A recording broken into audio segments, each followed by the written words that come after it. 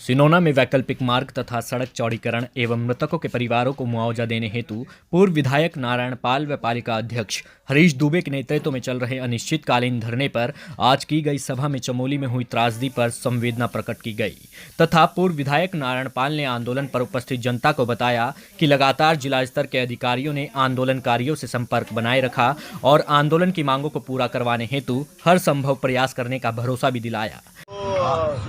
तो क्या कहें, अब आश्वासन तो ऐसा शब्द बन गया है, ये जो सत्ता चल रही है तो आश्वासन तो फटाक से दे देंगे। अभी लगातार कई अधिकारियों के फोन भी आ रहे हैं, बात मुझसे भी हो रही है, हमारे बड़े भाई साहब जो बैठे हैं पूर्व विधायक जी उनसे भी हो रही है, डॉक्टरों की टीम भी लगातार आ रही है, लेकिन ये आश्वासन से काम चलने वाला नहीं है। इसमें कोई पुख्ता काम होना चाहिए, उसके लिए हम लोग बैठे हुए हैं। और जो सत्ता के प्रतिनिधि हैं लगातार पिछले दो वर्षों से सभी को बेवकूफ़ बनाए हुए हैं। कभी ये 3 महीने बाद कह देते हैं बनेगी, कभी कह देते हैं फरवरी में बनेगी, कभी कह देते हैं मार्च में बनेगी।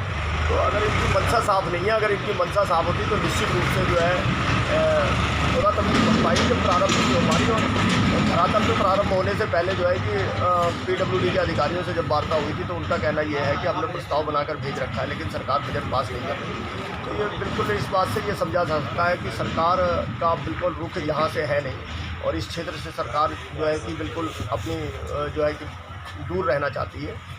कोई संवेदनशीलता जो है कि इस क्षेत्र के प्रति नहीं दिखाई दे रही है। आप देखिए लगातार हर वर्ग का व्यक्ति, हर क्षेत्र का व्यक्ति यहाँ पर पहुँच रहा है और आसपास मजरा है, यहाँ पर बरुआ बाग है, यहाँ पर कोटा फार्म है, यहाँ पर सिसोना बाजार है, यहाँ पर सभी जगह के लोग यहाँ पर पहुँच रहे हैं। और आप ये समझ लीजिए कि अगर ये आंदोलन अब जन आंदोलन बन गया है और लोगों के घर घर तक ये बात समझ में आ गई है कि सत्ता के जो प्रतिनिधि हैं बेवकूफ़ बना रहे हैं।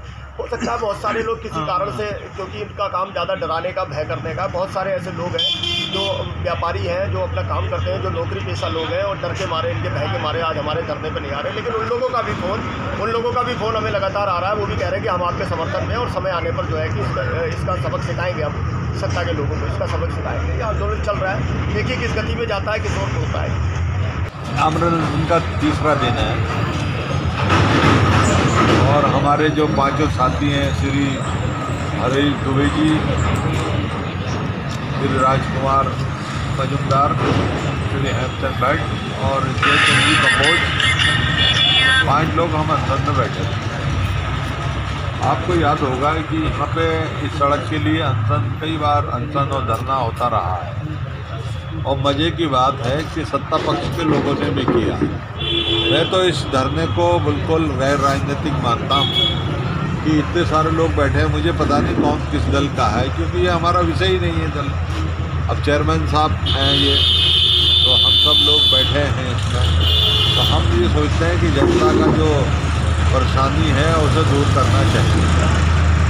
तो इन 3 दिनों में मैंने बहुत ही रंग देखे लोगों के कि सत्ता पक्ष में जो आंदोलन किया था। वैसे मैं उनको भी धन्यवाद इसलिए दूंगा कि उन्होंने इस मिशन से थोड़ा काम किया। लेकिन निराशा जब होती है कि जब हमारे यहाँ जो लोग थे, हम यहाँ पे जो लोग हमारे थे, तो उन्होंने अनशन किया था। उसके बाद जनप्रतिनिधि जो हैं वो उन्हें वहाँ ले गए थे गैर और बड़ा दावा हुआ कि सड़क हो गई है, ये हो गया, वो हो गया। लेकिन आज भी जो सड़क है, मैं दावे के साथ कह सकता हूँ कि 100 से ऊपर लोग मर चुके हैं यहाँ। और जब से ये खनन का दोबारा ये शुरू हुआ है, तो उसके बाद तो मतलब कोई अनवरत घटनाएं जारी हैं।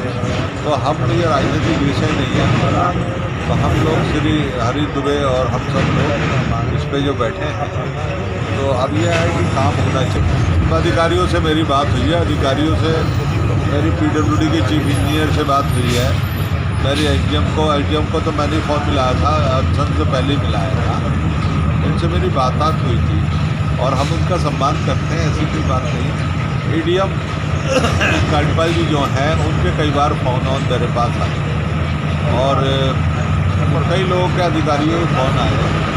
तो ये अधिकारियों के, मैंने जिन अधिकारियों के फ़ोन आए हैं तो उनके अगर वो यहाँ एश्योरेंस कोई देते हैं तो वो उसका कोई वो विषय ही नहीं है, क्योंकि लोगों के हाथ में ये मामला नहीं है। लेकिन मैंने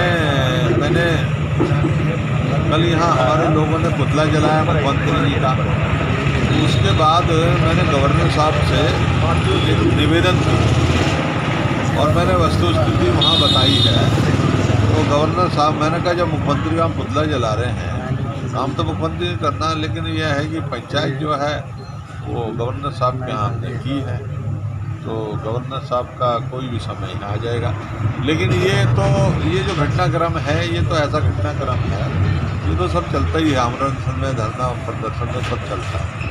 क्योंकि कोई विभाग हो या शासन प्रशासन हो या पॉलिटिकल तंत्र हो, हम सब सामाजिक कामों हो, सब एक ही तो हैं, कोई ऐसी बात तो है। हमारे विवाद तो किसी से है नहीं। लेकिन अभी मैंने चमोली की जो आपदा के बारे में अभी सुना और देखा, तो मुझे ऐसा लगा, मैंने अभी लोगों से कहा, अभी एक आह्वान भी मैंने किया कि इस वक्त जो आपदा है, हम मुख्यमंत्री जी से यही अनुरोध करते हैं कि वो जो उनकी सोच है और जो उनका विवेक है, उससे पहले तो उत्तराखंड के जो लोग हैं, जो इस्टेब्लिश लोग हैं, या बाहर से जो लोग आए हैं, उनको रिलीफ दें और जन हानि ना हो, ये बहुत बेहतर होगा, जान माल की रक्षा हो जाए। तो पूरा प्रशासन जो है, आज मैं महसूस कर रहा हूँ कि हर जिले में अलर्ट।